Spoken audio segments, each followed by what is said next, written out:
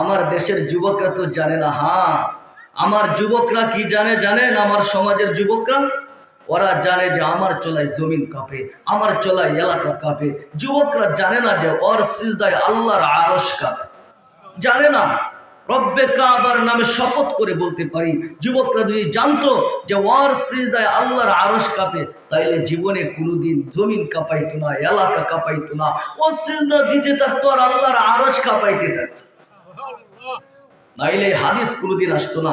যুবক যখন সিজদায় যায়, আল্লাহ ফেরেশতাদেরকে ডাক দিয়া বলেন, উনজুর ইলা শাব মাযা ইয়াফআল, এই দেখো তো ও কি করে। তো ফেরেশতা বলে, জালা আজলাহু ওয়া মা জালাহু লিআজলি, আয় আল্লাহ সব কিছু বিসর্জন দিয়া আপনার কুদরতি পায়ে লুঠায়া পড়ছে। আল্লাহ বলেন, ও আমার পারফেক্ট বান্দা, ইন্নী উবাহি বিহিল মালাইকা, ওকে নিয়েই তো আমি তোমাদের উপর গর্ব করে থাকি।